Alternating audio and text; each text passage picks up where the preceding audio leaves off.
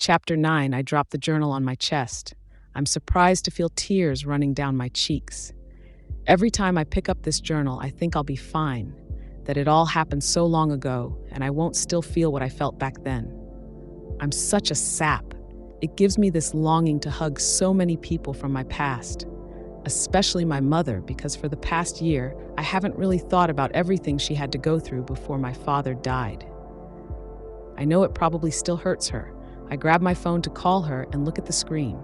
There are 4 missed texts from Ryle. My heart immediately skips. I can't believe I had it on silent. Then I roll my eyes, annoyed with myself because I should not be this excited. Are you asleep? Guess so.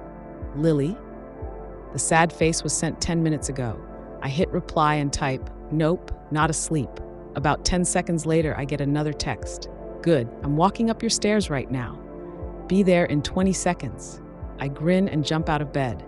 I go to the bathroom and check my face. Good enough. I run to the front door and open it as soon as Ryle makes it up the stairwell.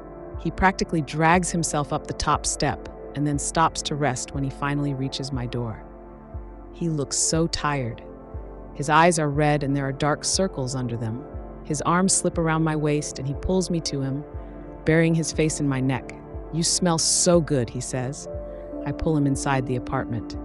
Are you hungry? I can make you something to eat. He shakes his head as he wrestles out of his jacket, so I skip the kitchen and head for the bedroom. He follows me and then throws his jacket over the back of the chair. He kicks off his shoes and pushes them against the wall. He's wearing scrubs. You look exhausted, I say. He smiles and puts his hands on my hips. I am. I just assisted in an 18-hour surgery. He bends down and kisses the heart tattoo on my collarbone. No wonder he's exhausted. How is that even possible? I say. 18 hours? He nods and then walks me to the side of the bed where he pulls me down next to him. We adjust ourselves until we're facing each other, sharing a pillow. Yeah, but it was amazing, groundbreaking. They'll write about it in medical journals, and I got to be there, so I'm not complaining. I'm just really tired. I lean in and give him a peck on the mouth. He brings his hand to the side of my head and pulls back.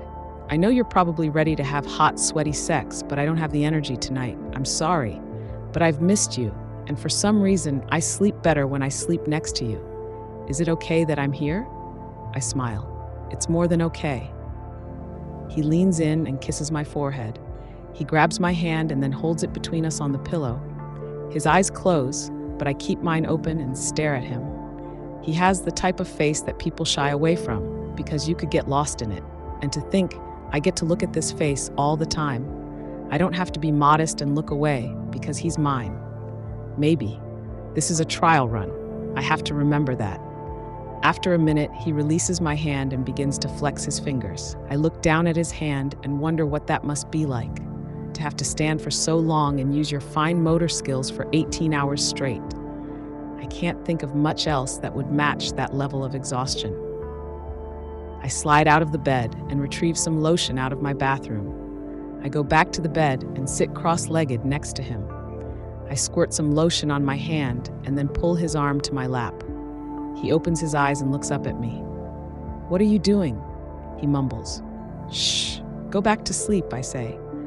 I press my thumbs into the palm of his hand and rotate them upward and then out. His eyes fall shut and he groans into the pillow. I continue massaging his hand for about 5 minutes before switching to his other hand.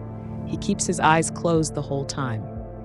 When I'm finished with his hands, I roll him onto his stomach and straddle his back. He assists me in pulling off his shirt, but his arms are like noodles. I massage his shoulders and his neck and his back and his arms.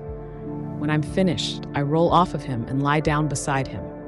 I'm running my fingers through his hair and massaging his scalp when he opens his eyes.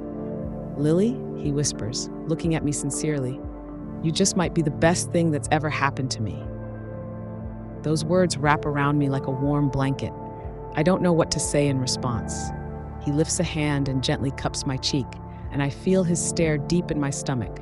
Slowly, he leans forward and presses his lips to mine. I expect a peck, but he doesn't pull back. The tip of his tongue slides across my lips, parting them softly. His mouth is so warm, I moan as his kiss grows deeper. He rolls me onto my back and then drags his hand down my body, straight to my hip. He moves closer, sliding his hand down my thigh. He pushes against me and a surge of heat shoots inside me. I grab a fistful of his hair and whisper against his mouth. "I think we've waited long enough. I would very much like for you to fuck me now." He practically growls with a renewed sense of energy and begins to pull my shirt off. It becomes an interlude of hands and moans and tongues and sweat. I feel like this is the first time I've ever been touched by a man. The few who came before him were all boys, nervous hands and timid mouths, but Ryle is all confidence.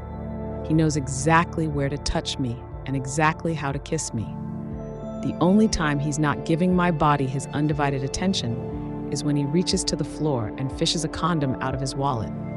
His mouth is fierce and needy, kissing me everywhere he can reach. I grow so dizzy, I can do nothing but succumb to him. He's unapologetic in the way he fucks me. His hand comes between my headboard and the top of my head as he pushes harder and harder, the bed crashing against the wall with every push. My fingernails dig into the skin of his back as he buries his face against my neck. "Ryle," I whisper. "Oh God," I say.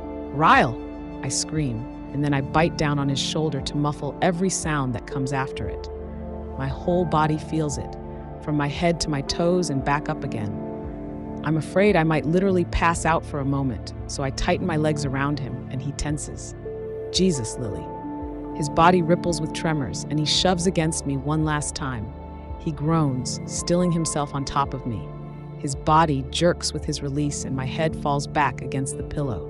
It's a full minute before either of us is able to move, and even then, we choose not to. He presses his face into the pillow and lets out a deep sigh. I can't.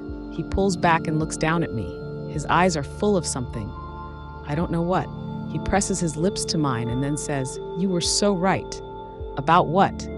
He slowly pulls out of me, coming down on his forearms. "You warned me. You said one time with you wouldn't be enough.